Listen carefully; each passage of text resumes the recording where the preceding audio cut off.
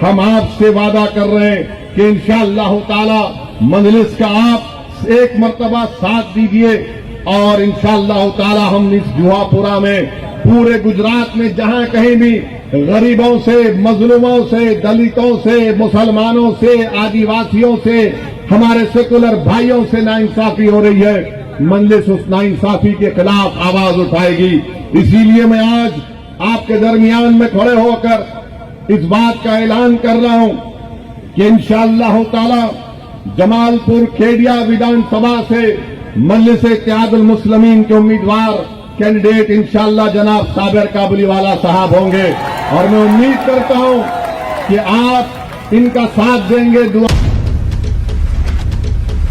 BJP RSS एक नया drama कर रही और वो नया ड्रामा क्या है कि मोहन भागवत आरएसएस के सर संचालक दिल्ली में एक मदरसे को चले गए, दिल्ली में एक मदरसे को चले गए और मदरसे में जाकर उन्होंने कुरान की तिलावत को भी सुना, मदरसे के बच्चों को भी देखा और मीडिया ने इसको बड़ा खूबसूरती से रिपोर्ट किया है। ऐसा रिपोर्ट किया है कि मोहन भागवत ने बड़ा एहसान किया मदरसे में जाकर। मैं गुजरात के इस जुहापुरा में खड़े होकर मोहन भागवत साहब से अपील कर रहा हूं, क्या आप बिल्किस बानो से मिलकर उससे कह सकते हैं कि तुझ पर जुल्म हुआ, हम इंसाफ दिलाएंगे? मोहन भागवत बिल्किस बानो से इंसाफ दिला सकेंगे? उस बच्ची को जिसको उसके पड़ोसियों ने उसका रेप किया, असमत रेजी की, बलात्कार किया, जिसकी 3 साल की बेटी का कत्ल कर दिया, जिसकी मां को और दीगर महिलाओं का रेप करके कत्ल कर दिया, उन जालिमों को मोदी बीजेपी की सरकार छोड़ती है और जब जेल से निकलते हैं ये इस तरह के लोग जो एक बच्ची पर जुल्म किए उस पर फूल बरसाए गए, क्या मोहन भागवत बिल्किस बानो से मिल सकते हैं?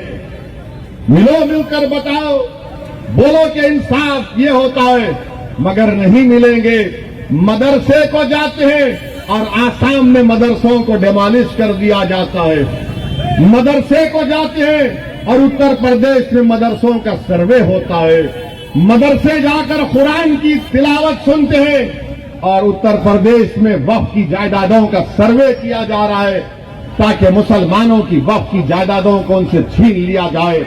मेरे अजीज दोस्तों और बुजुर्गों, अहमदाबाद के म्युनिसिपल कॉरपोरेशन ने कई फैसले, गलत फैसले लिए कि नहीं गोश्त की मंडी, चिकन की मंडी नहीं को खोलना चाहिए।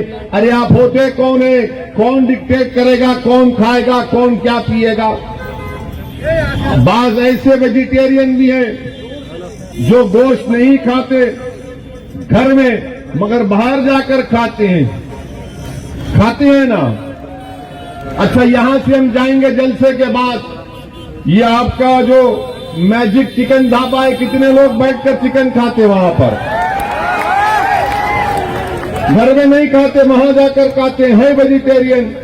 मगर अहमदाबाद म्युनिसिपल कॉरपोरेशन बोलती नहीं, तुम गोश्त की मंडी नहीं लगाएंगे, तुम अंडे की मंडी नहीं लगाएंगे।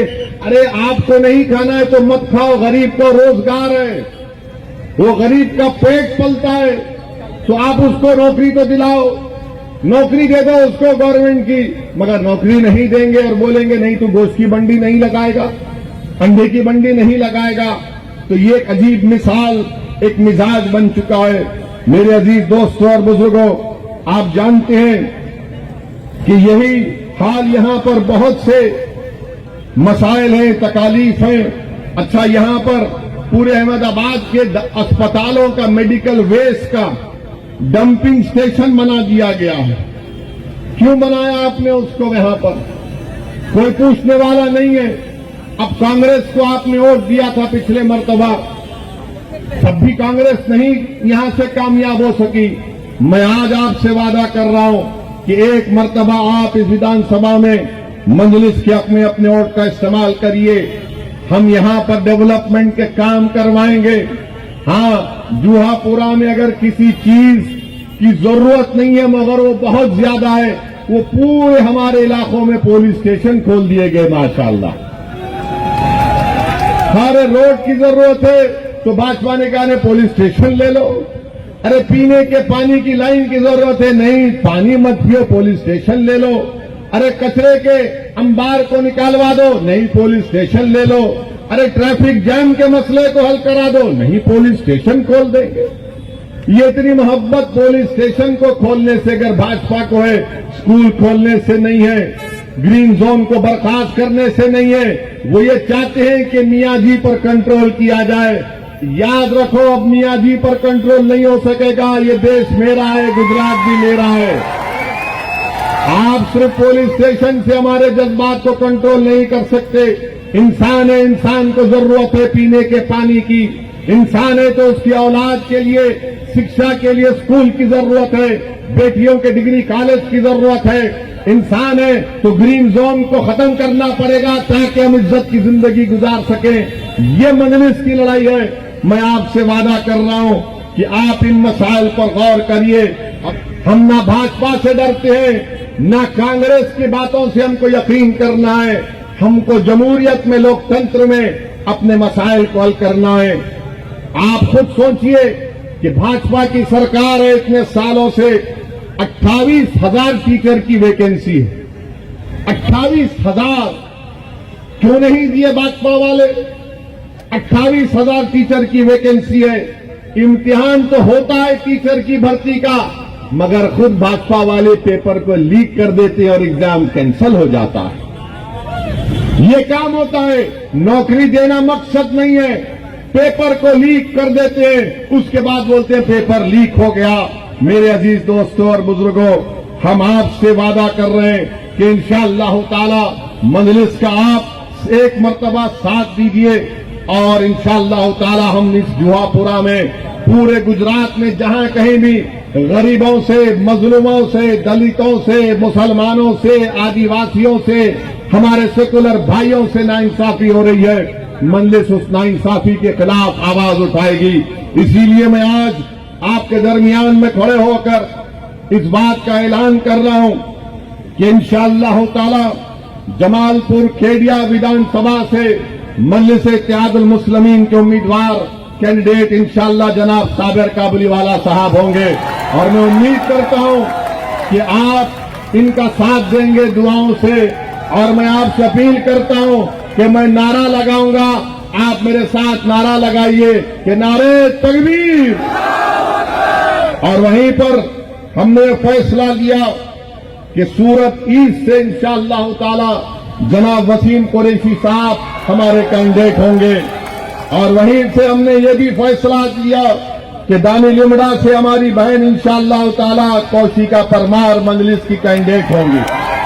तो मेरी आपसे गुजारिश है कि हम तो ऐलान कर दिए, अब आपकी और इन तमाम उम्मीदवारों की जिम्मेदारी है कि वो अपने अपने विधानसभा में अपना काम शुरू कर दें। हाँ, इस विधानसभा से भी इंशाअल्लाह ताला जल्द से जल्द एक नाम का ऐलान किया जाएगा। आज हमने मीटिंग की हमारे कारपोरेटर से और तीनों से हमने कहा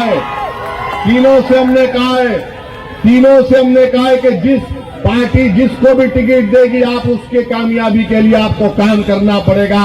और तीनों ने हमसे वादा किया है कि सर आप असद साहब जिस किसी को कैंडिडेट आप बनाएंगे हम पूरी मेहनत करेंगे कि यहां से मजलिस का एमएलए मुंतखब होकर आए। मैं इनके जज्बे को सलाम करता हूं। मेरी आपसे गुजारिश है मेरे अजीज दोस्तों और बुजुर्गों, ये लड़ाई हमारी हिस्सेदारी की लड़ाई है, ये लड़ाई हमारी सम्मान की लड़ाई है, ये लड़ाई नाइंसाफी को रोकने की लड़ाई, ये लड़ाई हक को हासिल करने की लड़ाई है। आपसे अपील कर रहे हैं कि डरने और घबराने की आपको जरूरत नहीं है। हाँ, मैं जानता हूं कि मेरे इस फैसले के बाद कांग्रेस पार्टी को बड़ी तकलीफ होगी, दूसरी पार्टी को भी बड़ी तकलीफ होगी, मगर आप ये बताइए कि कांग्रेस के 16 एमएलए जीतते हैं और जीतने के बाद नरेंद्र मोदी के गोद में बैठकर चाय पीते हैं, तो उसका जिम्मेदार ओवैसी है क्या? कांग्रेस पार्टी के 16 विधायक भाग जाते हैं, इसका जिम्मेदार कौन है आप बताइए।